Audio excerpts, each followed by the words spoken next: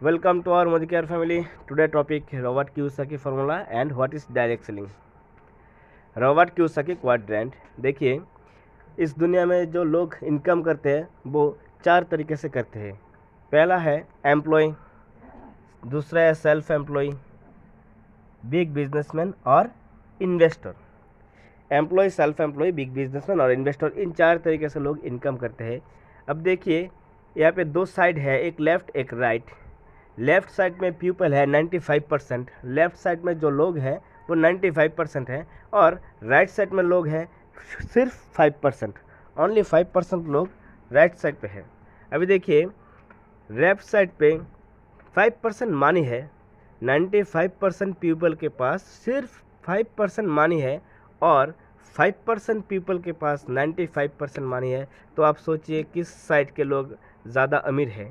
अभी देखिए, left side के जो लोग हैं वो इनकम करते हैं एक्टिव इनकम, और राइट साइड में जो लोग हैं वो इनकम करते हैं पैसिव इनकम। अभी एक्टिव और पैसिव क्या है?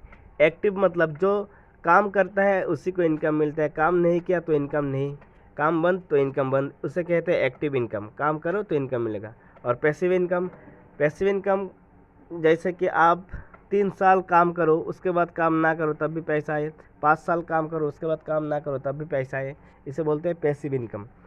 तो एक्टिव इनकम और पैसिव इनकम में डिफरेंस तो हमने देख लिया है। अभी देखिए, लेफ़्ट साइड के जो लोग हैं वो सेल्फ वर्क करते हैं, खुद ही काम करते हैं, अकेला काम करते हैं, इसलिए उनका इनकम लिमिटेड है। और राइट साइड का जो लोग हैं वो काम करते हैं टीम वर्क, टीम के साथ काम करते हैं, टीम बना के काम कर सकते हैं। अब देखिए, बिग बिजनेस, उनके साथ बहुत बड़ी टीम है। इन्वेस्टर, अब त्रिपुरा में इन्वेस्टर जैसे बंधन को ले लीजिए, बंधन आज त्रिपुरा में सबसे ज़्यादा टर्नओवर करता है।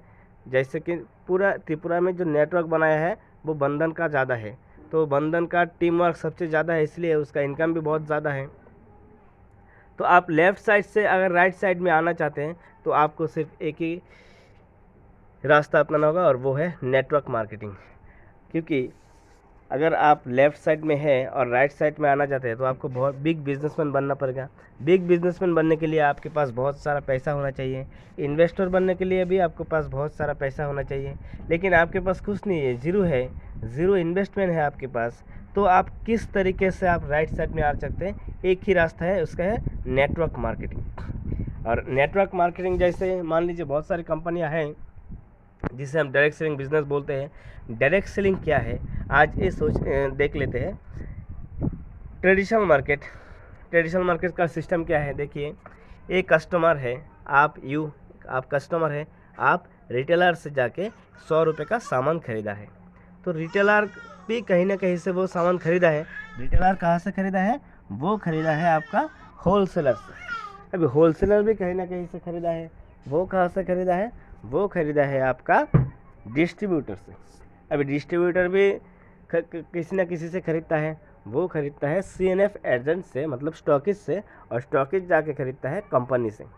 कंपनी देखिए जो प्रोडक्ट बनाता है वो मान लीजिए 25% खर्च होता है बनाने में और 5% लाभ करता है, तो टोटल मिला के 30% प्रॉफिट में वो बेच देता है सामान।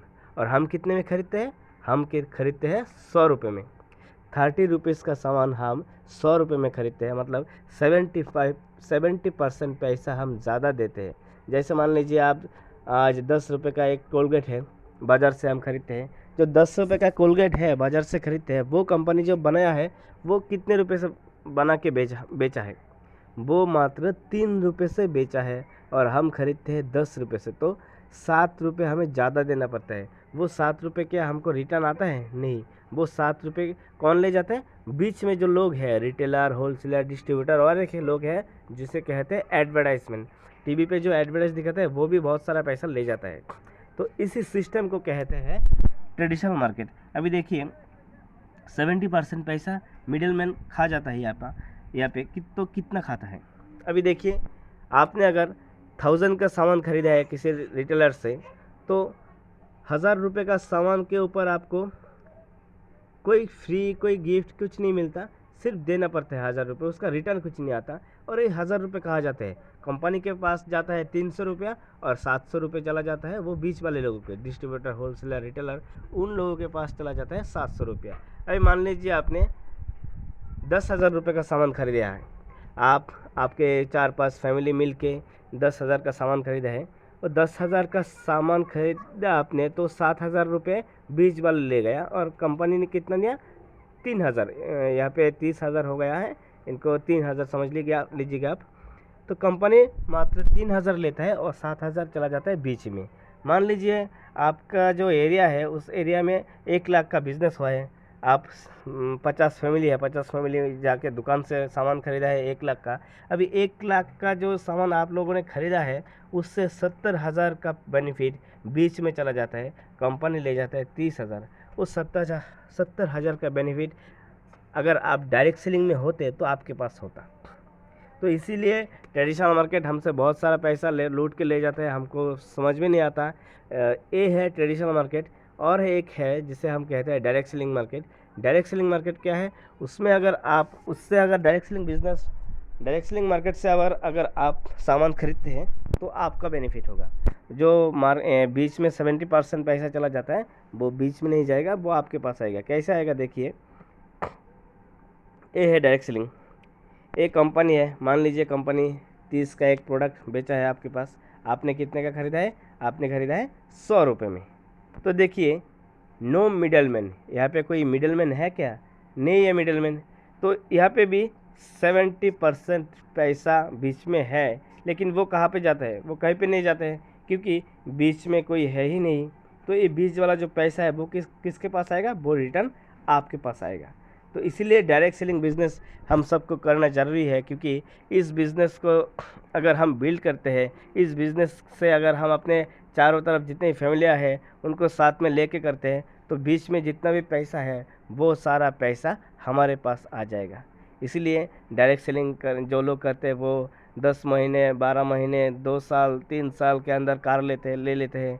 कोई तो 6 महीने में कार ले लेता है, लेकिन वो साधारण लोगों को समझ में नहीं आएगा। वो लोग समझेगा कि कार कैसे ले लेता है, कंपनी कैसे कार दे देता है, वो झूठ बोलते हैं।